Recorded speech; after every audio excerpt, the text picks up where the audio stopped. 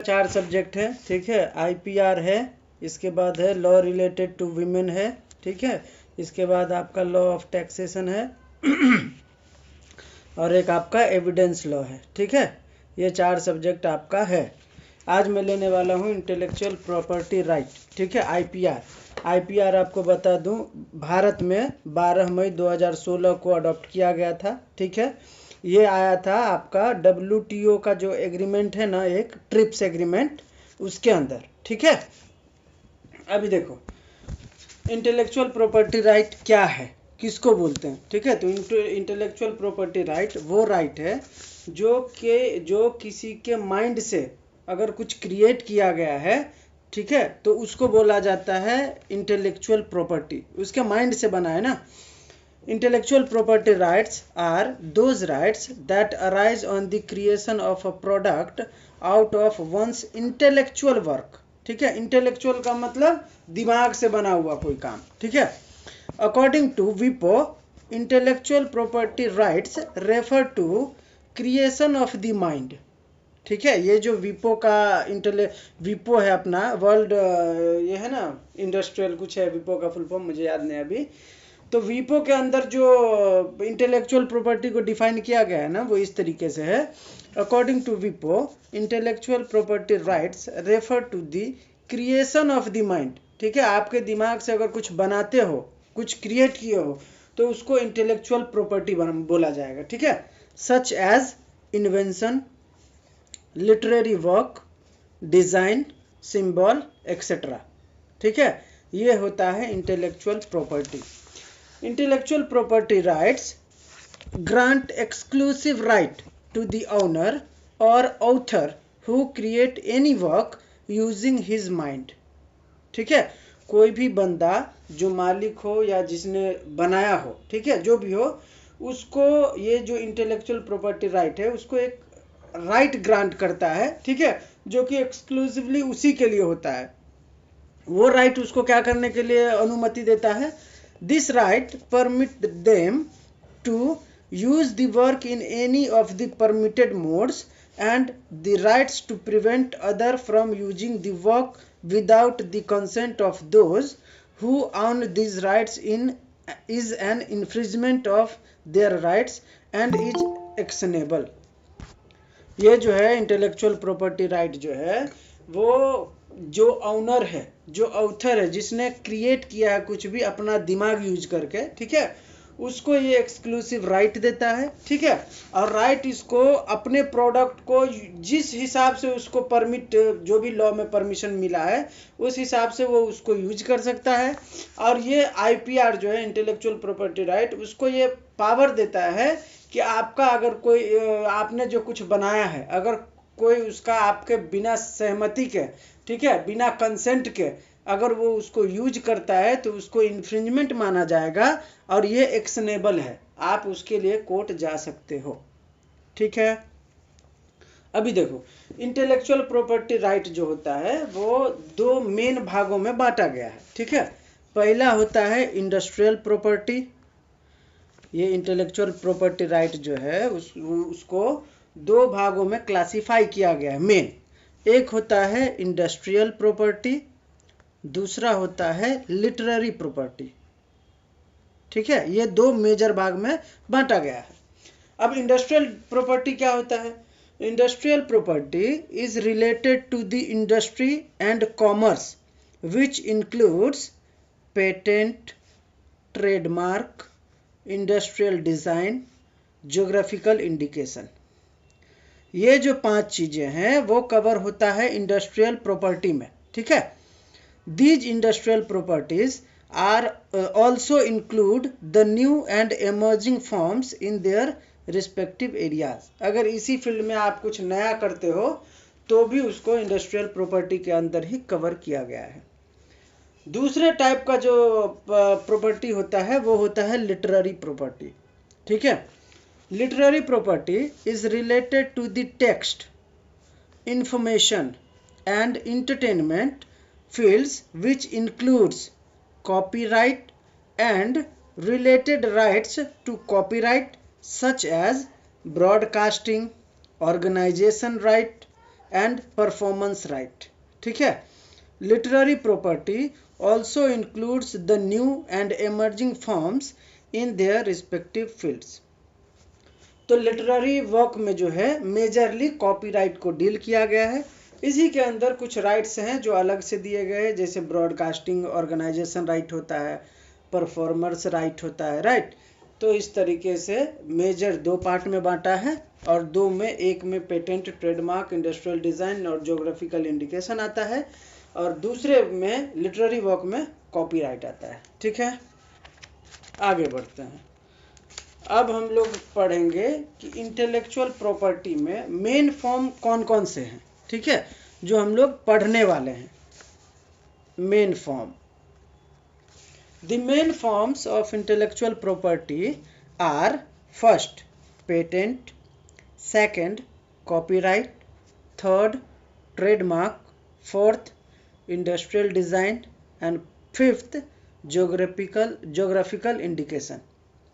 ये जो 5 चीजें हैं वो मेन फॉर्म्स होते हैं इंटेलेक्चुअल प्रॉपर्टी के। ठीक है। अब पहला क्या था? पेटेंट। पेटेंट क्या होता है? Patent is a form of intellectual property rights granted to the invention in the industrial and scientific field.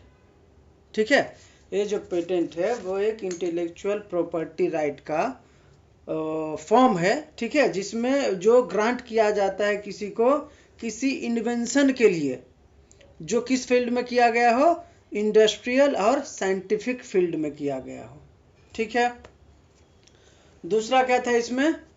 Copyright. पहले मैं इसको डिफाइन कर देता हूं, फिर हम बारी बारी से हर कॉन्सेप्ट को समझेंगे कि पेटेंट क्या होता है, कॉपीराइट क्या होता है, ऐसा। ठीक है, तो पहला पेटेंट हमने समझ लिया। दूसरा है कॉपीराइट। कॉपीराइट क्या होता है? Copyright protects work created in the literary, information and entertainment field. Copyright basically protect literary, dramatic, artistic, musical, cinematographic films and sound recording. ये जो कॉपीराइट होता है वो लिटरेरी वर्क में अगर आप कुछ नया क्रिएट करते हो, ठीक है, या इंफॉर्मेशन फील्ड में या एंटरटेनमेंट फील्ड में, तो उसके लिए आपको कॉपीराइट मिलता है। ठीक है। अब इसके अंदर क्या क्या प्रोटेक्ट होता है? तो आप आर्टिस्टिक वर्क किए हो कुछ, प्रोटेक्ट हो जाएगा। म्यूजिकल वर्क किए हो, प्रोटेक्ट हो जाएगा। साउंड रिकॉर्डिंग किए हो, प्रोटेक्ट हो जाएगा। सिनेमाटोग्राफ फिल्म किए हो, प्रोटेक्ट हो जाएगा। ड्रामेटिक कुछ किए हो, प्रोटेक्ट हो जाएगा। ठीक है, तो ये कॉपीराइट के अंदर आता है। तीसरा है हमारा ट्रेडमार्क। ट्रेडमार्क का मतलब होता है ऑल दोज साइंस, साइन मतलब SIGN, ठीक है, science, all those signs, symbols, logos, names, slogan, title, etc. which are used to promote industry, trade and commerce are protected under the trademark. ठीक है, trademark जो है वो आपका कोई साइन है या कोई सिंबल है, कोई लोगो है, कोई नेम्स है, कोई स्लोगन है, कोई टाइटल है, जो आपने कुछ अपने हिसाब से, अपने दिमाग से नया क्रिएट बनाया है आपने। ठीक है, वो किसी कॉमर्स या बिजनेस के लिए या ट्रेड के लिए आपने बनाया है, तो वो भी प्रोटेक्टेड होता है अंडर ट्रेडमार्क। ठीक है। फोर्थ था हमारा industrial design. All the design which have aesthetic or eye appeal which are applied to any product are protected under the industrial design. ठीक है, इंडस्ट्रियल डिजाइन मतलब इतने लेट आएंगे तो कैसे चलेगा भाई। ठीक है, तो ये है जितने भी तरीके का डिजाइन होता है जो आपने अपने माइंड से बनाया हो, क्रिएट किया हो, तो वो इंडस्ट्रियल डिजाइन के अंडर प्रोटेक्टेड होता है, और उसको भी आपको अगर कोई वायलेट करता है तो उसके ऊपर आप एक्शन ले सकते हो। अगला है आपका पांचवा, geographical indication. Geographical indication means an indication which identifies the goods as originating or manufactured in the territory, region or locality of a country which possesses a specific quality, reputation or any other characteristic to such goods which is basically related to its geographical origin। कोई ऐसा product है, कोई ऐसा goods है, ठीक है, जो कहीं किसी टेरिटरी में खास करके वहाँ पे उपजता है या बनता है, और वैसा जो क्वालिटी है, ठीक है, या उसका जो रेप्यूटेशन है अदर किसी गुड्स का किसी भी इस मतलब रिलेटेड टेरिटरी में कहीं नहीं है, तो उसको जीआई टैग मिलता है। उसी का नाम है ज्योग्राफिकल इंडिकेशन। जैसे आपको पता होगा महाराष्ट्र के हापुस आम को मिला है जीआई टैग, ठीक है, क्योंकि यहाँ का जो हापुस आम है वो पूरे इंडिया के टेरिटरी में कहीं वैसा आम नहीं मिलता। हमारे बिहार के मुजफ्फरपुर का लीची, उसको जीआई टैग मिला है, मतलब वैसा लीची कहीं पे नहीं होता, ठीक है। तो कहीं किसी भी टेरिटरी का कोई ऐसा प्रोडक्ट है, ऐसा गुड्स है, ठीक है, जो मतलब उस पूरे टेरिटरी में सबसे अच्छा है, रेप्यूटेड है और क्वालिटी में सबसे बेहतर है, या कोई भी ऐसा कैरेक्टर वो रखता है जो दूसरे से उसको अच्छा बनाता है, तो उसको जीआई टैग दिया जाता है। तो ये 5 चीजें हैं इंटेलेक्चुअल प्रॉपर्टी के अंदर जो मेन फॉर्म्स होते हैं। अब हम शुरू करते हैं फिल्म। अभी तक जो था हमारा वो ट्रेलर था। पहला है आपका पेटेंट।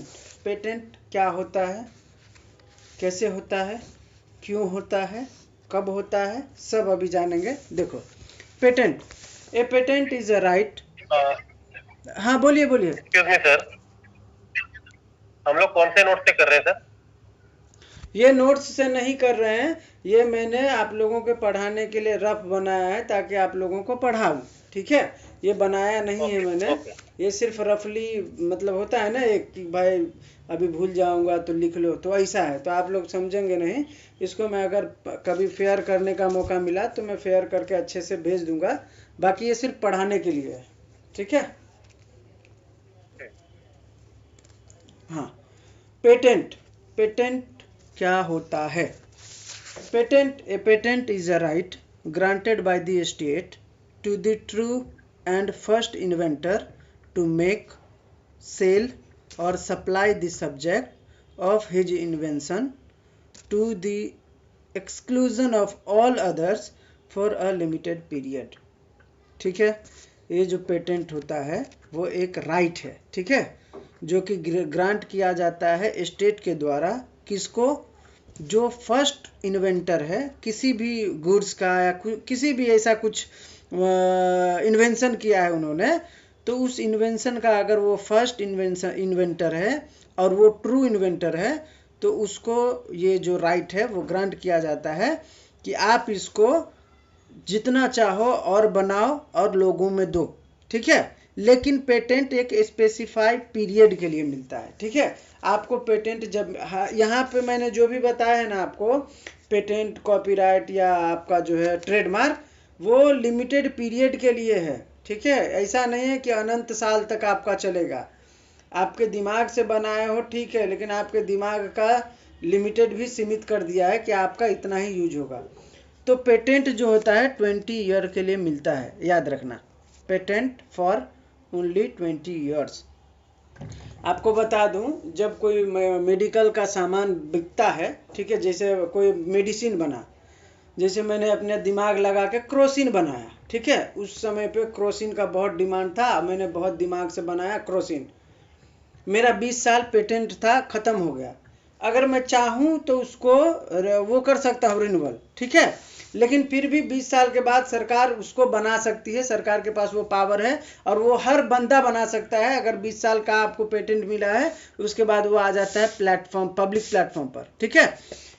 अब 20 साल जो आपको मिला था, तो 20 साल में आपने जो कमाया वो कमाया, अब 20 साल के बाद आ जाएगा वो पब्लिक प्लेटफॉर्म पर, तो जिसको भी बनाना होगा वो क्रोसिन बना सकता है, ठीक है।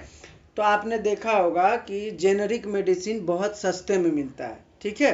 तो जेनेरिक मेडिसिन इसलिए सस्ते में मिलता है क्योंकि जिस प्रोडक्ट का 20 साल हो जाता है पेटेंट होके, वो आ जाता है पब्लिक प्लेटफॉर्म पर। तो जैसे ही पब्लिक प्लेटफॉर्म पे आएगा तो वो तो कोई बना लेगा, उसका इंग्रेडिएंट्स तो रहता ही है ना उसमें, तो कोई भी बना लेगा तो सस्ता हो जाएगा ना फिर। अभी तक सुजीत बना रहा था इसीलिए महंगे में बेच रहा था, अभी सुजीत के 50 स्टूडेंट बनाएंगे तो सस्ता हो जाएगा। तो जेनेरिक मेडिसिन के सस्ते बिकने का यही रीज़न है कि जो भी मेडिसिन पेटेंट 20 साल में ख़त्म हुआ वो आ जाता है जेनेरिक में, ठीक है। हाँ तो कहाँ थे हम, हाँ अभी देखो, this monopoly to an inventor is granted to stimulate research and in return the inventor is required to disclose the principle of his invention and work the patent so that the public may benefit from the invention and further research initiated from that stage. The patent may be for a product or for a process. ठीक है, ये जो patent होता है वो किसी process के लिए भी लिया जा सकता है, ठीक है, और किसी प्रोडक्ट के लिए भी लिया जा सकता है। ये जो पेटेंट होता है वो मोनोपोली देता है किसी भी इन्वेंटर को कि भाई आपको मैंने दे दिया है पेटेंट, अब आप इस पे जो भी आपको जैसे भी करना है, लेकिन लॉफुली। आप ये याद रखना, अगर पेटेंट या कॉपीराइट या कुछ भी मिलता है तो आप उसका यूज क्या बोलते हैं, वेलफेयर के लिए ही करेंगे, ठीक है। आप इलीगल कुछ ऐसा नहीं कर सकते, ठीक है। आगे हम लोग पढ़ेंगे कि पेटेंट मिलने के बाद भी आपके कुछ राइट नहीं मिलते, क्यों नहीं मिलते वो भी देखेंगे, ठीक है। तो ये हो गया all about patent. 3 basic test for any invention to be patentable. Patentable, कोई भी पेटेंट कब पेटेंटेबल हो सकता है, कोई भी इन्वेंशन, ये आपको पूछेगा, ये एग्जाम में पूछा जाता है कि right 2 grounds for when invention can be patentable. मतलब कोई भी इन्वेंशन अगर कोई करता है, हर इन्वेंशन को आप पेटेंट नहीं मिलेगा आपको, हर इन्वेंशन का, ठीक है। तो आपका इन्वेंशन कब पेटेंटेबल होगा ये आपसे आपको पूछ रहा है। तो 3 चीज़ें हैं जो बेसिक है, ठीक है। अगर ये बेसिक तीनों क्राइटेरिया आप फुलफिल करते हो तो आपके पेटेंट को जो है इन्वेंशन को पेटेंट मिल जाएगा। क्या है पहला, नोवल। जो आपका इन्वेंशन है वो नोवल होना चाहिए। The invention must be novel, meaning thereby that the invention must not be in existence. Novel का मतलब है कि नया होना चाहिए, ऐसा नहीं कि आप कुछ पहले से एग्जिस्ट कर रहा है, आप वही अपने हिसाब से नया बनाए तो उसको पेटेंट मिल जाएगा, नहीं। अगर कोई फ्रिज नया मार्केट में है, आप वैसे ही फ्रिज नया बना रहे हो तो आपको पेटेंट नहीं मिलेगा, ठीक है। दूसरा, non obvious. The invention must be non obvious, that is the invention must be a significant improvement to the previous one. Mere change in technology will not give the right of the patent to the inventor. Non obvious होना चाहिए, ठीक है। ऐसा नहीं है जैसे मान के चलो कोई फ्रिज है, आपने उसी में थोड़ा तार वार हिला, वो घटा बढ़ा के, मशीन को आगे पीछे करके, डिजाइन ऊपर नीचे करके आपने बोला कि ये मैंने नया बना है, इसको पेटेंट दे दो, नहीं मिलेगा, ठीक है। आपको सिर्फ टेक्नोलॉजी में चेंजेस कर देने से पेटेंट नहीं मिलता है, ठीक है। आपको उसमें बताना पड़ेगा, जैसे मान के चलो कुछ ऐसा मेजर चेंजेस किए हैं आपने जो पहले एग्जिस्ट नहीं करता था, तब आपको पेटेंट मिलेगा। ये आप मतलब टेक्नोलॉजी कुछ उल्टा पुल्टा, जैसे प्लास्टिक का था आपने लकड़ी में बना दिया तो आप बोलते हो कि मुझे पेटेंट मिलना चाहिए, नहीं मिलेगा। एक केस है नील कमल वाला, ठीक है। अगर आप लोगों को रीता मैम पढ़ाएंगी, ठीक है, तो वो जरूर पढ़ाएंगी नीलकमल का केस। नीलकमल वाला केस है एक, ठीक है। उसमें नीलकमल ना पहले प्लास्टिक का कुर्सी बनाता था, ठीक है। अभी प्लास्टिक का कुर्सी ही नीलकमल बनाता था, बहुत मजबूत होता था। अब उसी को देख के एक कंपनी जो है ना, मतलब लकड़ी का कुर्सी बनाया और सेम नीलकमल जैसा, और उसको पेटेंट भी मिल गया कि मैंने लकड़ी का बनाया था।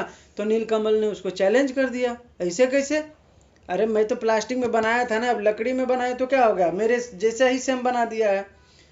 तो उसका पेटेंट कैंसिल कर दिया कोर्ट ने कि अरे बनाए तो वही हो भाई, सेम ही तो है, पूरा एकदम हूबहू बना दिया था, ठीक है। तो नहीं मिला था उसको पेटेंट, कैंसिल हो गया। तो नॉन ऑब्वियस होना चाहिए, ठीक है। और तीसरा है इंडस्ट्रियल एप्लीकेशन। अगर इंडस्ट्रियल एप्लीकेशन आपके इन्वेंशन में नहीं होगा तो आपको पेटेंट नहीं मिलेगा, ठीक है। The invention must be must have industrial application that is मतलब यूजफुल टू द वर्ल्ड। ठीक है, वो जो आपका इन्वेंशन है वो पूरे वर्ल्ड में यूजफुल होना चाहिए। ऐसा नहीं है कि आपने कुछ बनाया और सिर्फ आपकी ही ज़रूरत के लिए है वो, तो फिर उसको पेटेंट नहीं मिलेगा।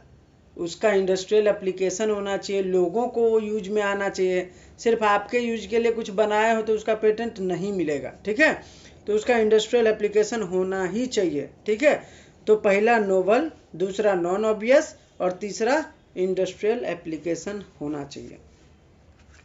अभी देखो, जब आप पेटेंट एक्ट पढ़ोगे ना, पेटेंट एक्ट है, याद रखना, पेटेंट एक्ट, ये सिर्फ पेटेंट जो बता रहा हूँ ना, इसका एक सेपरेट एक्ट है जिसका नाम है पेटेंट एक्ट। इसके अंदर कुछ डेफिनेशंस दिए हैं जो कि आपसे पूछा जाता है।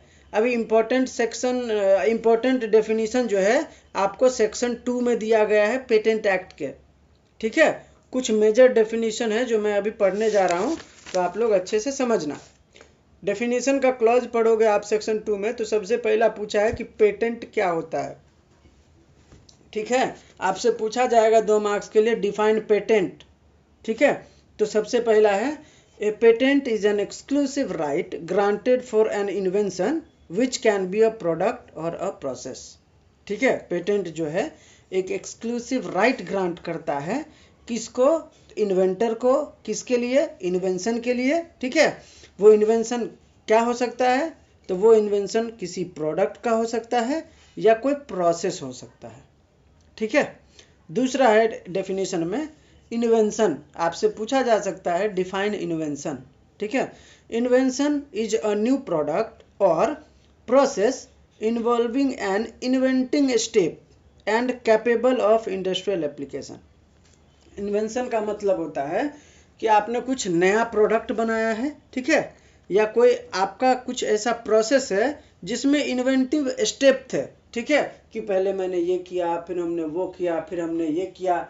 जब आप पेटेंट एक्ट के अंदर पेटेंट कराने जाओगे किसी इन्वेंशन का, तो आपको वहाँ पे पूछा जाता है कि आपने इन्वेंटिंग स्टेप में क्या क्या लिए हो, मतलब आपने कैसे कैसे बनाया, क्या क्या स्टेप लिए आपने, वो सारा आपको वहाँ पे बताना पड़ता है अथॉरिटी को। ठीक है, ताकि वो प्रोसेस जैसे जैसे आपने स्टेप वाइज स्टेप बनाया है वो कोई और कॉपी ना कर पाए। ठीक है, तो इन्वेंशन का मतलब होता है कोई नया प्रोडक्ट बनाना। ठीक है, या कोई ऐसे प्रोसेस जिसमें आपने इन्वेंटिव स्टेप लिए हो। ठीक है, बारी दर बारी ये किया था मैंने, फिर वो किया था मैंने, फिर ये किया, फिर वो किया, तब ऐसा बना। ठीक है, और उसका जो है इंडस्ट्रियल एप्लीकेशन होना चाहिए, मतलब अभी मैंने बताया कि वो यूजफुल होना चाहिए लोगों के लिए, तब उसको जो है इन्वेंशन माना जाएगा।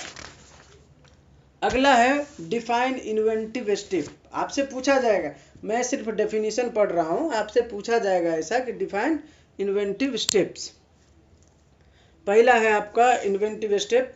Inventive step means a feature of an invention that involves technical advance as compared to the existing knowledge or having economic significance or both, and that makes the invention not obvious to a person skilled in the art. ठीक है, inventive step का मतलब होता है कोई ऐसा feature जो आपने इन्वेंशन के टाइम पर उसका यूज किया है। ठीक है, या कोई ऐसा टेक्निकल एडवांस या क्या बोलते हैं, मतलब जो आपके पास नॉलेज है। ठीक है, उसको यूज करके आपने कुछ ऐसे फीचर्स बनाए और कुछ क्या बोलते हैं उसका, यार मुझे अभी नहीं समझ में आ रहा है, वो याद नहीं आ रहा है कुछ। इन्वेंटिव स्टेप्स का मतलब एक होता है ना तय बाय तय, कि मतलब पहले मुझे फ्रिज बनाना था तो पहले मैंने वायर ढूंढा मजबूत वाला, फिर मैंने प्लास्टिक का वो लाया, फिर मैंने उसके अंदर टेक्नोलॉजी वाली मशीन डाली, फिर हमने उसके अंदर कूलर डाला, फिर हमने उसके अंदर फैन डाला। तो जो स्टेप्स आप लेते हो, ठीक है, किसी भी इन्वेंशन को बनाने के लिए, किसी भी सामान को जब आप बनाते हो, इन्वेंट करते हो, तो उसमें आप बहुत सारे टेक्निकल एडवांस का यूज करते हो। ठीक है, उसमें बहुत सारी चीज़ें इन्वॉल्व होती हैं, उसको इन्वेंटिव स्टेप कहा जाता है। ठीक है, ऐसा। और फिर आप कुछ ऐसा उससे बनाते हो जो नॉट ऑब्वियस रहता है। ठीक है, तो उसको बोला जाता है इन्वेंटिव स्टेप्स। अगला है पेटेंटी। पेटेंटी कौन होता है? ठीक है, अगर आपसे पूछा जाएगा डिफाइन पेटेंटी, ये पूछा भी गया है कई बार, मैं भेज दूंगा क्वेश्चन पेपर। पेटेंटी का मतलब होता है, patentee means the person for time being entered on the register as the grantee or proprietor of the patent. ठीक है, जिसने भी कोई इन्वेंशन किया है, अगर वो बंदा जाता है उसको पेटेंट कराने, तो जो बंदा प्रोपराइटर के तौर पर जाता है पेटेंट कराने, उसको पेटेंटी कहा जाता है। ठीक है, इसके बाद अगला है पेटेंट ऑफ एडिशन क्या होता है? Patent of addition, define patent of addition. Patent of addition means improvement in और मॉडिफिकेशन टू पेटेंटेड इन्वेंशन। ठीक है, देखो पेटेंट ऑफ एडिशन क्या होता है मैं बताता हूँ। जब आप कोई इन्वेंशन करते हो, ठीक है, तो हर बार आपके इन्वेंशन से जो बोर्ड ऑफ डायरेक्टर होता है जहाँ पे आप पेटेंट के लिए अप्लाई करते हो, वो हर बार आपके इन्वेंशन से सेटिस्फाई नहीं होता। ठीक है, कि यार ये तो पहले से है तो मैं तुमको कैसे ग्रांट कर दूं, ये तो पहले से है। ठीक है, फिर उसको जो बोर्ड ऑफ डायरेक्टर है, जो भी उनके अथॉरिटी रहते हैं, वो बोलते हैं उनको कि देखो इसमें जो तुमने यूज किया है ना, ये पहले भी हो चुका है, अगर तुम चाहो तो इसमें ना थोड़ा दूसरे तरीके से तुम जो तुम्हारा जो इन्वेंटिव स्टेप है उसको थोड़ा सा बदलो। ठीक है, और फिर लेके आओ, तो हो सकता है मैं पेटेंट तुमको दे दूं। ठीक है, जैसे मान के चलो मैं 10 कदम चल के तालाब पे पहुंचा, ठीक है, अब मुझे इसका पेटेंट चाहिए, लेकिन पहले से कोई 10 कदम सीधा चल के पेटेंट ले लिया है, तो वो अथॉरिटी क्या बोलेगा, तुम 10 कदम पे वो लिया है ना, तुम ऐसा चलो कि 5 कदम पे तुम पहुंच जाओ, तब मैं तुम्हारे स्टेप को इन्वेंटिव मानूंगा ना, कि उसको 10 कदम लगा था वहां तक पहुंचने में, ये बंदा देखो 5 कदम में पहुंचा दिया, तो इसमें तो हुआ ना दम। तो उसने 10 कदम को क्या किया, मॉडिफाई करके 5 कदम में बदल दिया। तो जब आप पेटेंट लेने जाते हो तो हर बार आपको पेटेंट नहीं मिलता, कभी कभी बोला जाता है आपसे कि आपको थोड़ा मॉडिफिकेशन करना चाहिए क्योंकि इसमें पहले से पेटेंट मिल चुका है इस तरीके से। ठीक है, तो आप जो है ना पेटेंट को थोड़ा सा मॉडिफाई करते हो ताकि हमको पेटेंट मिल जाए। तो जब आप पेटेंट को मॉडिफाई करके लेते हो तो उसको बोला जाता है पेटेंट ऑफ एडिशन। इसमें आपको ओरिजिनल पेटेंट जो होता है ना उसका पेटेंट नहीं होता, बाकी आपने जो इम्प्रूवमेंट और मॉडिफिकेशन किया होता है ना उसके बाद आपको वो ग्रांट होता है। तो यहां तक समझ में आया सबको? थम्स अप दे देना, फिर हम आगे बढ़ेंगे। ओके, ठीक है, तो ये डेफिनेशन क्लॉज में इतना ही था। ठीक है, अभी आप आगे बढ़िए। अब है सेक्शन 3। ठीक है, सेक्शन 3 में पूछ रहा है क्या इन्वेंशन नहीं होगा, what are not invention. Section 3 में व्हाट आर नॉट इन्वेंशन के बारे में बताया गया है। तो क्या इन्वेंशन नहीं माना जाएगा? तो सबसे पहला है an invention which is frivolous or which claims any obvious contrary to well established natural laws। ठीक है, कोई ऐसा मतलब क्लेम है जो पहले से है, जो मतलब एस्टैब्लिश जो है पहले से है, और कोई ऐसा आपका क्लेम है जो फ्रिवलस है, झूठा है। ठीक है, उसमें कुछ ऑब्वियस नहीं है, तो आपको उसको इन्वेंशन नहीं माना जाएगा।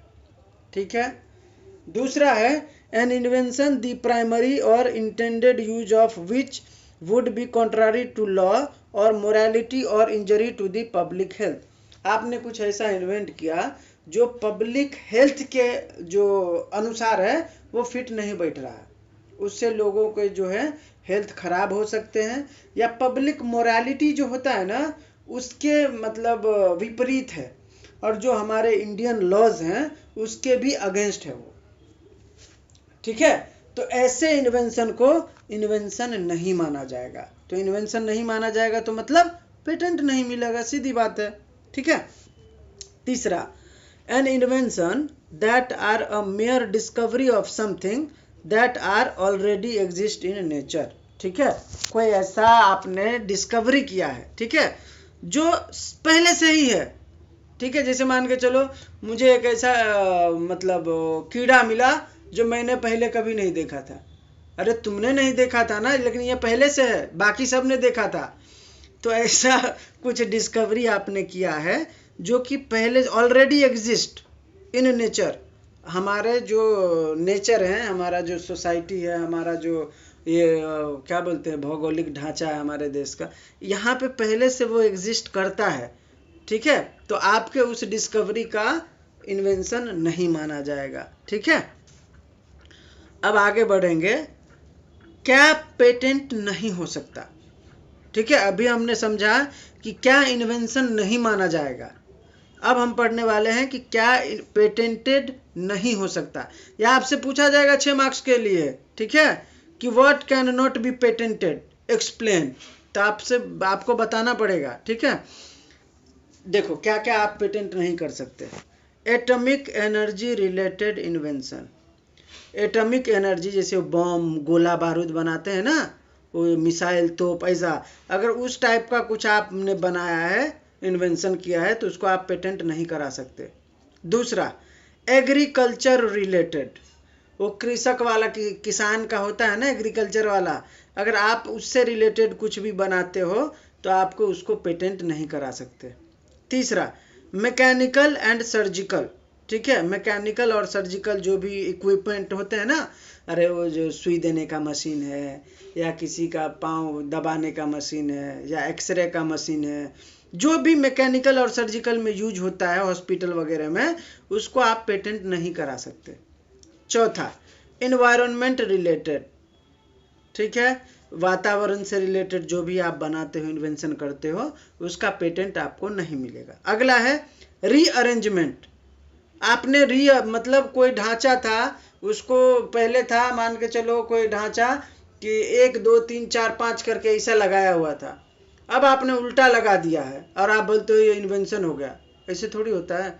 आप किसी भी चीज़ को उसी जो जिस अंदाज में था उसी में थोड़ा बहुत अरेंज करके इधर उधर, और आप इन्वेंशन मानते हो, तो ये इन्वेंशन भी नहीं है और आप इसका पेटेंट भी नहीं करा सकते। ठीक है, तो रीअरेंजमेंट अगर कुछ करते हैं आप, तो उसका पेटेंट नहीं होता। Last, injury to public health. अगर आपका कोई इन्वेंशन है जिससे पब्लिक हेल्थ को इंजरी पहुंचता है, तो वो भी पेटेंटेड नहीं होगा। ठीक है, 6 चीज़ें पेटेंटेड नहीं हो सकती। Atomic energy related, agriculture related, mechanical and surgical related, environment related, rearrangement related, और इंजरी टू पब्लिक हेल्थ। ठीक है, ये पेटेंटेड नहीं हो सकता। और पेटेंट क्या हो सकता है मैंने शुरू में भी बताया था, अभी हम आगे भी पढ़ेंगे। अभी देखो, प्रोसीजर फॉर पेटेंट। पेटेंट क्या प्रोसीजर क्या है, कैसे मिलेगा आपको पेटेंट, आपसे पूछा जाएगा। 13 मार्क्स के लिए पूछा जाता है। Explain procedure in length for patent, मतलब पेटेंट का जो प्रोसीजर होता है एकदम लंबे में लिखो, बनाओ। ठीक है, तो देखो, सबसे पहला होता है आपको पेटेंट सर्च करना होता है। ठीक है, कि आपका इन्वेंशन किस फील्ड में आपने किया है, उस फील्ड में उस प्रोडक्ट के लिए किसी को पेटेंट मिल तो नहीं गया है। राइट, पहले आप सर्च करोगे ना। पता चला आपने बनाया चाकू, और चाकू का पहले से ही किसी ने पेटेंट ले लिया है, तो कैसे मिलेगा आपको। राइट, तो आपको पहले पेटेंट सर्च करना पड़ता है। दूसरा, प्रोविजनल एप्लीकेशन। प्रायोरिटी डेट यहाँ से शुरू होता है। ठीक है, पहले जब आपने कुछ बनाया, आपने सर्च कर लिया कि किसी ने नहीं बनाया। ठीक है, अब आप प्रोविजनल एप्लीकेशन देते हो अथॉरिटी को। हर एरिया में, हर डिस्ट्रिक्ट में पेटेंट अथॉरिटी होता है। ठीक है, आप गूगल करोगे तो आपको मिल जाएगा। तो पेटेंट अथॉरिटी के ऑफिस में जाइए, आप पहले प्रोविजनल एप्लीकेशन दीजिए कि साहब मैं इस फील्ड में रिसर्च कर रहा हूँ, इन्वेंशन कर रहा हूँ। ठीक है, मुझे डर है कि कहीं कोई इसी फील्ड में फिर और कोई न बनाने लगे। ठीक है, तो फिलहाल मुझे प्रोविजनल एप्लीकेशन दे के रखता हूँ मैं आपको कि भाई इस चीज़ के लिए मैं काम कर रहा हूँ। ठीक है, तो प्रोविजनल एप्लीकेशन का मतलब होता है कि आपने बुक कर लिया कि भाई मैं पर्टिकुलर चीज़ के ऊपर इन्वेंशन कर रहा हूँ, तो वहाँ से आपका एक प्रायोरिटी डेट मिल जाता है। तो प्रायोरिटी डेट जो होता है, जब आप प्रोविजनल देते हो तो आपको 12 महीना मिलता है। ठीक है, कितना मिलता है, 12। हाँ, 12 महीना मिलता है कि भाई आपको ये पेटेंट जो प्रोविजनल दे रहे हो 12 महीने के बाद मेरे पास तुम कंप्लीट करके लेके आना, ठीक है। तो ये हो गया प्रोविजनल एप्लीकेशन, प्रायोरिटी डेट यहाँ से शुरू। इसके बाद आप कंप्लीट एप्लीकेशन देते हो कि भाई अब हमारा बन गया है 12 महीने के भीतर, और फिर आप उनको दे देते हो, ठीक है।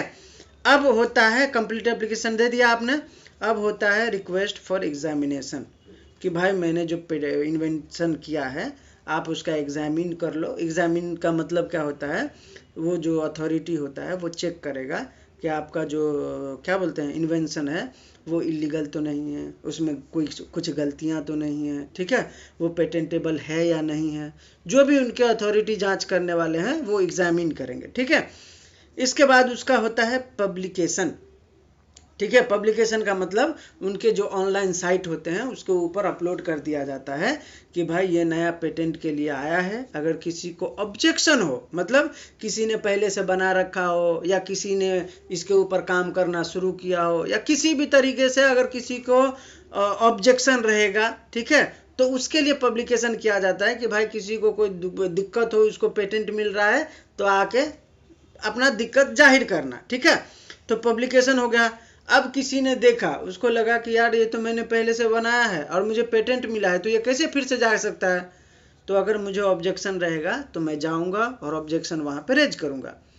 अगर सामने वाला जो पेटेंटी है अगर वो उसके ऑब्जेक्शन को क्लैरिफाई करता है, मतलब क्लियर करता है कि सर ये आपने जो बनाया था वो दूसरे तरीके का था, मेरे इन्वेंटिव स्टेप में डिफरेंस है, ठीक है, और ये बात अथॉरिटी को समझा पाने में वो अगर सक्षम है तो फिर अथॉरिटी उसको समझाएगा सामने वाले को कि हाँ ये डिफरेंस है तो इसको मिल सकता है, ठीक है। ऑब्जेक्शन हो गया क्लियर, अब हो जाएगा पेटेंट ग्रांट, ठीक है। ये होता है पेटेंट का प्रोसीजर, समझ में आया। पहले पेटेंट सर्च करना है, फिर प्रोविजनल एप्लीकेशन देना है कि मैं फलाने चीज़ पे काम कर रहा हूँ, आपको 12 महीना मिलेगा वहाँ से, उसको प्रायोरिटी डेट बोला जाता है। इस 12 महीने में आपको कंप्लीट एप्लीकेशन करना है। उसके बाद एप्लीकेशन के बाद आपका जो इन्वेंशन है उसका एग्जामिनेशन किया जाएगा। इसके बाद उसका पब्लिकेशन होगा। इसके बाद अगर किसी का ऑब्जेक्शन होगा तो वो क्लियर किया जाएगा और फिर क्लियर करने के बाद आपको पेटेंट ग्रांट किया जाएगा। समझ में आया?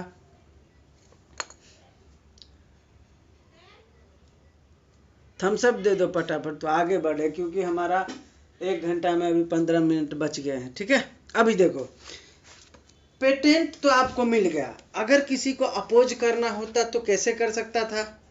मान के चलो कि मुझे ऑब्जेक्शन लेना था कि आपको पेटेंट क्यों मिल रहा है, ठीक है, तो ऑब्जेक्शन के भी कुछ ग्राउंड होने चाहिए ना। आपसे पूछा जाएगा कि what are the grounds for objection of granting patent. किसी को पेटेंट नहीं मिले इसके लिए अगर आपको अपोज करना है तो उसके लिए क्या क्या ग्राउंड ले सकते हो, तो यहाँ पे मैंने 10 ग्राउंड लिखे हैं जो कि अपोज करने के लिए हैं। मैं आपको इसका फेयर बना के 2-3 दिन दे दो मुझे, आई विल सेंड, ठीक है। देखो 10 क्या क्या ग्राउंड है। सबसे पहला ग्राउंड है नॉट नोवल। हमने क्या देखा था, सबसे पहला पेटेंट कब मिलेगा, जब आपका जो इन्वेंशन है वो नोवल होगा। नोवल का मतलब नया होगा। अगर वो नोवल नहीं है मतलब वो पहले से ही एग्जिस्ट कर रहा होगा, राइट, तो उसको आप अपोज कर सकते हो, ठीक है। दूसरा है लैक ऑफ यूटिलिटी, ठीक है। यूटिलिटी का मतलब होता है उसका उपयोग, यूटिलाइज नहीं कर सकते उसको ज़्यादा, लैक ऑफ यूटिलिटी है उसके अंदर, ठीक है, तो ये भी अपोज करने का रीज़न होता है। तीसरा है ऑब्वियस। कोई भी इन्वेंशन जो होता है वो नॉट ऑब्वियस होना चाहिए, ठीक है। ऑब्वियस है तो फिर उसको पेटेंट नहीं मिलना चाहिए, तो ये एक ग्राउंड होता है अपोज करने का। चौथा है लैक ऑफ इंडस्ट्रियल एप्लीकेशन। मैंने बताया था कोई भी इन्वेंशन उसका पब्लिक जो है वो यूज करना चाहिए, ठीक है, वो इंडस्ट्रियल एप्लीकेशन पे आना चाहिए कि मतलब बहुत सारे लोग उसको यूज कर रहे हैं। ऐसा नहीं है कि आपने बनाया और खुद यूज कर रहे हो बस, तो उसके लिए पेटेंट नहीं मिलेगा। तो अगर उसका इंडस्ट्रियल एप्लीकेशन में कमी है, वो लोग उसको यूज ही नहीं करते हैं, तो आप इसको अपोज कर सकते हो, ठीक है। अगला है नॉन डिस्क्लोजर ऑफ डिटेल। जब आप पेटेंट के लिए अप्लाई करते हो तो आपको पूरा डिस्क्लोज करना पड़ता है स्टेप बाय स्टेप, ठीक है, कि आपने क्या क्या किए, आपने क्या क्या इसमें डाले, आपने क्या क्या लगाए, आपने किस किस तरीके से इसमें आगे बढ़े, आपके इन्वेंटिव स्टेप्स क्या थे, राइट। तो जब आप डिस्क्लोज नहीं करते हो ये सारी चीज़ें, तो ये भी एक ग्राउंड हो जाता है अपोज करने का, ठीक है। अगला है इनकरेक्ट और फॉल्स एप्लीकेशन। आपने जो भी एप्लीकेशन में दिया है, ठीक है, कि मैंने इस तरीके से बनाया, मैंने उस तरीके से बनाया, अगर वो फॉल्स रहा और इनकरेक्ट रहा तो आपके पेटेंट को अपोज किया जा सकता है, ठीक है। अगला प्रोहिबिटेड सब्जेक्ट मैटर। मैंने आपको बताया था कि कुछ प्रोडक्ट का पेटेंट नहीं हो सकता, ठीक है, जैसे पीछे बताया था ना, एटॉमिक एनर्जी का पेटेंट नहीं करा सकते आप, एग्रीकल्चर का आप नहीं करा सकते, मैकेनिकल सर्जिकल का आप नहीं करा सकते, राइट। इन्वायरमेंटल से रिलेटेड कुछ किए हो तो नहीं बना करा सकते, इंजरी टू पब्लिक हेल्थ का अगर कुछ इन्वेंशन किए हो तो नहीं करा सकते, राइट। तो ये सब क्या हो गया, ये प्रोहिबिटेड हो गया ना, कि आप इस पे नहीं कर सकते। तो अगर आप प्रोहिबिटेड सब्जेक्ट मैटर पे करते हो और आपको गलती से पेटेंट मिल भी जाता है तो ये अपोज करने का रीजन होता है, ठीक है। अगला है in public domain prior to 1 year, ठीक है, जो क्या बोलते हैं इसको, जो आपको जिस चीज का ये पेटेंट मिला है, ठीक है, वो पब्लिक डोमेन में 1 साल पहले से है, ठीक है, तो भी ये आपके पेटेंट को अपोज करने के लिए ग्राउंड होता है, ठीक है, कि इनको जो पेटेंट मिला है ये तो 1 साल पहले से मार्केट में अवेलेबल है, ठीक है, तो इसको क्यों मिलना चाहिए, तो वो अपोज होने का रीजन होता है। इसके बाद है person not entitled to apply. जिस बंदे ने इन्वेंशन किया वो जाके पेटेंट नहीं लिया है, किसी तीसरे बंदे ने उसका इन्वेंशन उठा के पेटेंट लेने आया है, ठीक है, और उसको मिल भी गया है और वो ओरिजिनल इन्वेंटर है ही नहीं, ठीक है, तो आप इसको अपोज कर सकते हो, ठीक है, कि जिसको पेटेंट मिला है वो असल में इन्वेंटर नहीं है, ठीक है। अभी देखो राइट्स ऑफ पेटेंटी, जिसको पेटेंट मिलता है उसके क्या क्या राइट्स हैं, आपसे सवाल में पूछा जाएगा 13 मार्क्स में, ये सब लॉन्ग आंसर में पूछा जाएगा। Ground of opposition, procedure for patent, right and duties of patentee, right, तो ये सब आपको लॉन्ग आंसर में बहुत लंबे में पूछेगा और आपको बताना है, ठीक है। तो राइट क्या क्या होता है किसी पेटेंट होल्डर का, सबसे पहला राइट होता है right to license and assignment. अगर मुझे पेटेंट मिलेगा किसी इन्वेंशन के लिए तो मैं अपने इन्वेंट जो हमारा प्रोडक्ट होगा इन्वेंटिंग वाला उसको मैं किसी को लाइसेंस पे दे सकता हूँ, मैं किसी को असाइन कर सकता हूँ, ये मेरा पूरा राइट है, ठीक है। दूसरा right to patent, right to surrender, ठीक है, अगर मुझे नहीं लेना होगा वो राइट पेटेंट का, ठीक है, कि भाई मुझे इसका पेटेंट नहीं चाहिए, मुझे कैंसिल करना है, तो आप सरेंडर कर सकते हो उस राइट को, ठीक है, कि मुझे इसका पेटेंट का राइट नहीं चाहिए। तीसरा है right to patent in addition. Right to patent in addition मतलब आपके पास उस पेटेंट का जो है ना, मैंने अभी इससे पहले ही बताया था कि आप जब पेटेंट बनाने करने जाते हो ना तो आपको उस प्रोडक्ट से रिलेटेड जो भी प्रोडक्ट नया बनाओगे वो सब पे आपका अधिकार रहता है। तो पेटेंट इन एडिशन में आप कुछ करते हो तो उसका भी अधिकार आपको मिल जाता है। इसके बाद है राइट टू यूज़, उस इन्वेंटिव जो प्रोडक्ट है आपका उसका आप यूज कर सकते हो, ठीक है, किसी भी तरीके से। और राइट टू सू, अगर कोई आपके राइट वाले जो आपको पेटेंट मिला है अगर उसका कोई इन्फ्रिंजमेंट करता है तो आपको राइट टू सू भी मिला है। सू मतलब उसके ऊपर केस करने का, ठीक है, ये है राइट। ड्यूटीज ऑफ पेटेंटी, ड्यूटीज क्या क्या है पेटेंटी के, ड्यूटी टू पे स्टेट्यूटरी फीस, अगर आप पेटेंट लेने गए हो तो आपके जो जिसका आपने इन्वेंशन किया है उसके साथ आपको स्टेट्यूटरी फीस देना होता है, ठीक है। जैसे मैंने बताया था कि आप पहले सर्च करोगे पेटेंट, फिर प्रोविजनल एप्लीकेशन करोगे। तो जब प्रोविजनल एप्लीकेशन करते हो तो उसका फीस लगता है, ठीक है। तो वो आपने फीस भरा हो, ये आपकी ड्यूटी है कि आपको फीस भरना है। दूसरा है duty to disclose the patent. अगर आप पेटेंट लेने गए हो तो उसमें आपने कैसे कैसे यूज किया है, क्या क्या इन्वेंटिव स्टेप्स लिए हैं, आपको डिस्क्लोज करना है, कुछ भी छिपाना नहीं है, ठीक है। आपने जैसे जैसे बनाया सारा एज इट इज बताना है, ठीक है। तो ये आपकी ड्यूटी होती है। तीसरा है duty to request for examination. जब आपने कंप्लीट एप्लीकेशन कर दिया, ठीक है, तो ये आपकी ड्यूटी है कि सर को बोलो सर आप मैंने जो एप्लीकेशन दिया है वो मेरे ये इन्वेंशन का है, तो आप मेरे इन्वेंशन का एक बार एग्जामिनेशन कर लीजिए, ठीक है, कि वो सही है या नहीं है, कुछ इलीगैलिटी तो नहीं है उसमें, राइट। तो ये भी आपकी ड्यूटी है। अगला है duty to respond objection. Publication के बाद ऑब्जेक्शन आने वाला है, राइट। अब ऑब्जेक्शन आया है तो आपको रिस्पॉन्ड करना चाहिए कि क्यों आया है ऑब्जेक्शन, उसका ऑब्जेक्शन क्या है, आप उससे पूछो, बताओ, उसको सेटिस्फाई करो। तो आपको रिस्पॉन्ड करना है उसके ऑब्जेक्शन का, ये भी आपकी ड्यूटी है। अगला है duty to not misuse the patent. आपको पेटेंट मिल गया है तो यह आपकी ड्यूटी है कि आप उसका मिसयूज नहीं करेंगे। अगला है duty to get it in market. यह आपकी ड्यूटी है कि आप उसको मार्केट में उतारें। ऐसा नहीं है कि आपका इन्वेंशन है, आपको पेटेंट मिला तो आप घर में रख लो, नहीं, वो पब्लिक यूज में आए, ये आपकी ड्यूटी है, ठीक है। इसके बाद अगला है व्हाट इज इन्फ्रिंजमेंट। इन्फ्रिंजमेंट कैसे होगा किसी के पेटेंट का, ठीक है, ये पूछ रहा है। तो इन्फ्रिंजमेंट दो तरीके से किया जा सकता है। किसी को अगर पेटेंट मिला है तो उसको दो तरीके से आप इन्फ्रिंज कर सकते हो।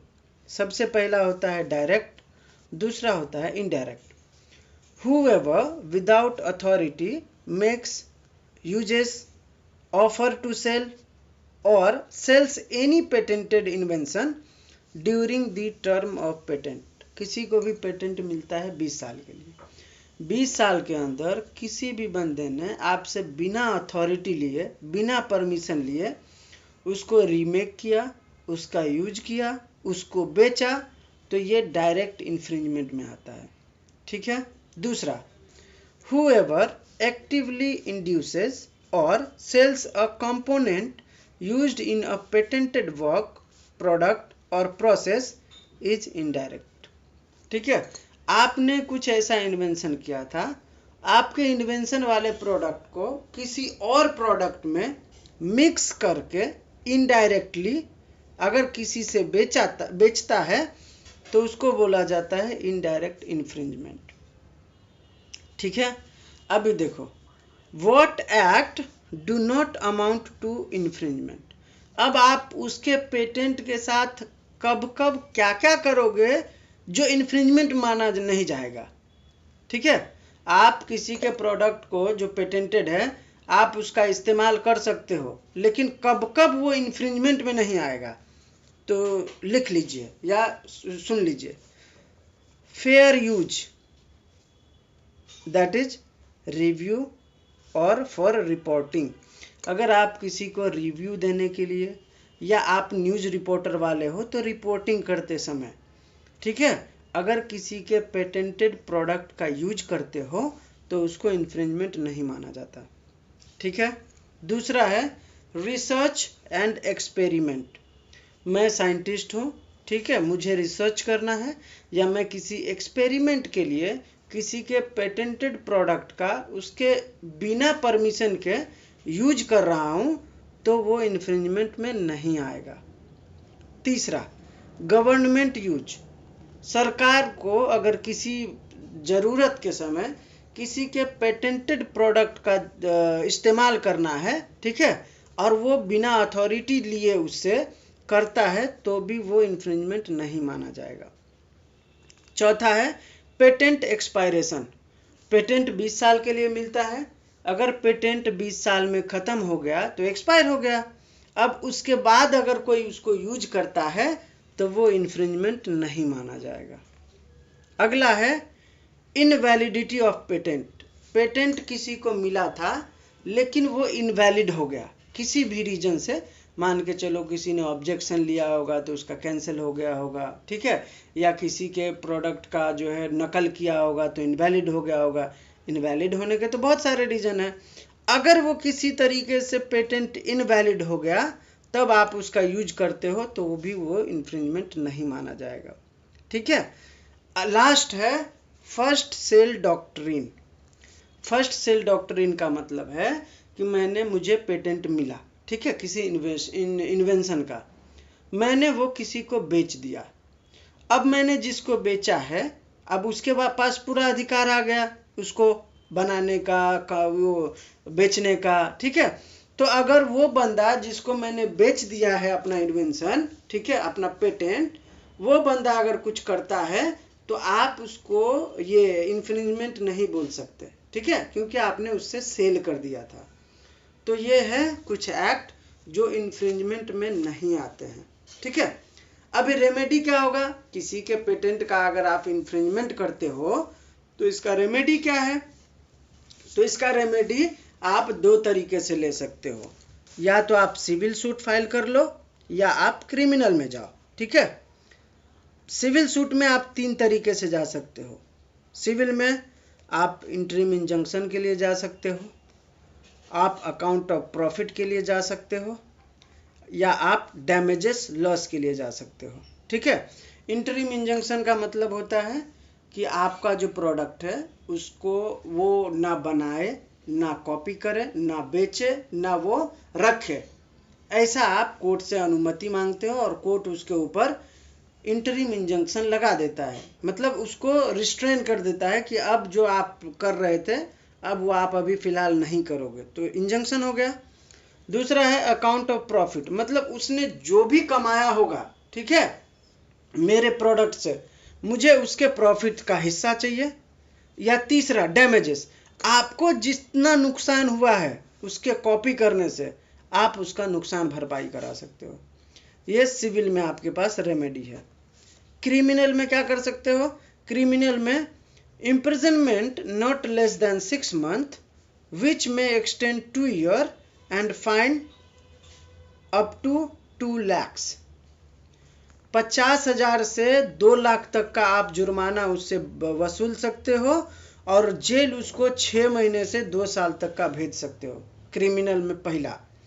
दूसरा रेमेडी है आपके पास सीजर एंड फॉरफीचर।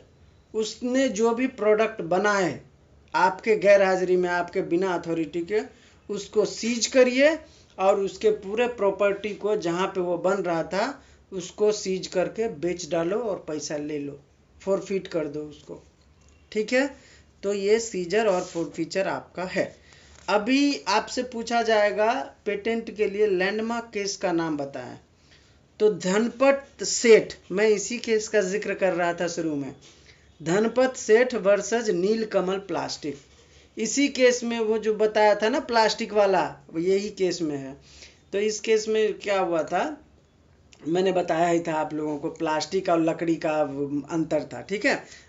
हो सकता है कुर्सी ना हो, कुछ और हो। मेरे हिसाब से वो चाय रखने वाला पीछे आता है ना, आपने देखा होगा आसाम में चाय पत्ती रखते हैं पीछे लड़की सब डाल के, ठीक है। ये जो भी चाय पत्ती तोड़ता है ना वो पीछे डालते रहता है, डलिया जैसा होता है पीछे। तो नीलकमल ने प्लास्टिक का बनाया था, धनपत सेठ उसी में लकड़ी का बना लिया, सेम टू सेम। और धनपत सेठ का कहना था कि प्लास्टिक वाला चुभता है और मेरा वाला नहीं चुभेगा, तो इसको पेटेंट दे दीजिए। हालांकि इसको पेटेंट मिल भी गया था, नीलकमल ने चैलेंज कर दिया, अरे वो तो पहले से मैंने बनाया है, मेरा दिमाग उसमें पहले से मैंने लगाया है, अब उसी को कोई लकड़ी में बना देगा तो उसका दिमाग माना जाएगा। तो सुप्रीम कोर्ट में जाके उसका जो पेटेंट मिला था उसका कैंसिल भी करवा दिया और नीलकमल को कंपनसेशन भी मिला, ठीक है। तो यही है धनपत सेठ वर्सेस नीलकमल। एक और इसमें कॉन्सेप्ट आता है कंपल्सरी लाइसेंसिंग का, ठीक है, ये मेन है, इसके बाद आपका पेटेंट एक्ट खत्म हो जाता है। कंपल्सरी लाइसेंस का मतलब होता है जब कोई गवर्नमेंट, उनको लगता है कि कोई पेटेंटेड प्रोडक्ट बहुत महंगा है, ठीक है, जैसे मैंने कोई दवा बनाया और वो मैंने दिमाग से बनाया, मुझे पेटेंट मिला, तो मेरी मर्जी ना मैं कितने में बेचूं, राइट। अब जैसे मैंने मान के चलो मैंने कैंसर का दवा बनाया और मैंने पेटेंट ले लिया, अब हर गरीब आदमी तो कैंसर का दवा नहीं ले सकता इतना महंगा, अगर बहुत सारा महंगा होगा वो तो, ठीक है।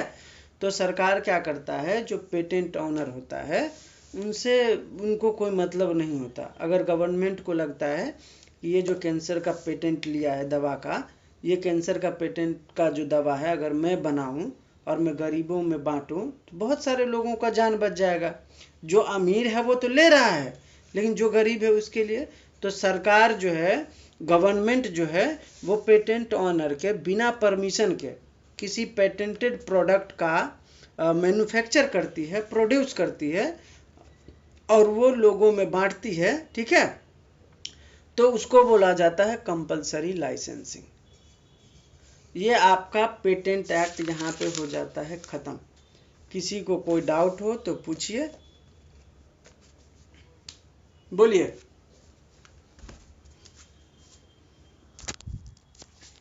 सर एक बारी कंपलसरी लाइसेंसिंग प्लीज कंपलसरी बोलेंगे लाइसेंसिंग क्या का वापस मतलब से? होता है, देखिए कंपलसरी लाइसेंसिंग का मतलब होता है कि जब कोई प्रोडक्ट है जिसका आपने पेटेंट लिया, ठीक है।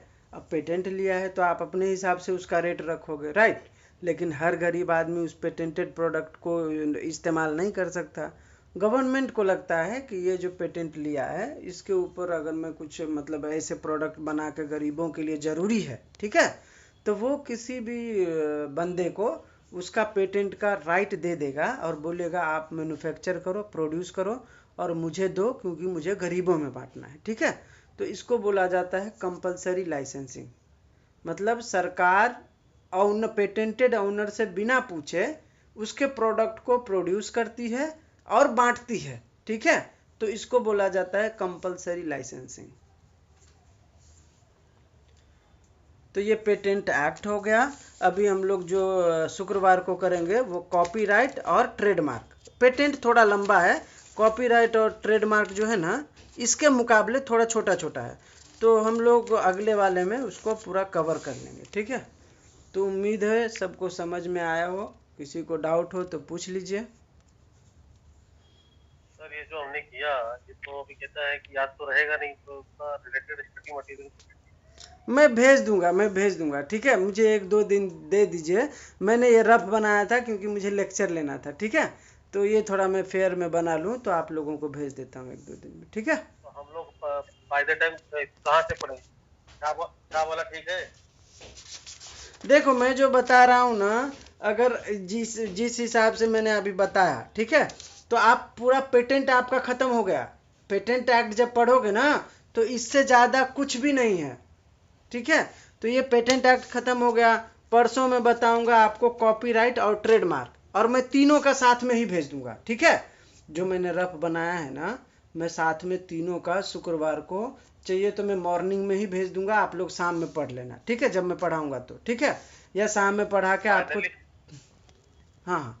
फाइनली लिखते समय हम लोगों को एक प्रॉपर अरे मैं जो बना के दूंगा ना नोट्स, ठीक है, आप देखोगे तो हिल जाओगे। जैसे मैंने अभी बताया ना मैं वैसे ही आपको एग्जैक्ट बना के भेजूंगा, और आप एक बार देख लोगे तो आपको कुछ देखने की ज़रूरत ही नहीं है, क्योंकि मैंने सारे लॉन्ग आंसर एक ही साथ में कवर करा दिए हैं, ठीक है, बारीकी से। ऐसे ही मैं कॉपीराइट का भी समझाऊंगा। मैंने बनाया है पूरा, लेकिन मेरा रफ में बनाया है, तो थोड़ा फेयर में बना लूँ तो आप लोगों को भेज दूँ, ऐसा, ठीक है। और किसी को कोई मसला समझ में आया patent act?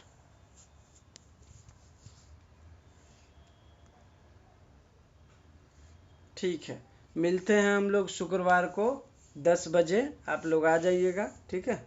Thank you so much join करने के लिए। पूरा 1 घंटे का लेक्चर हो गया है।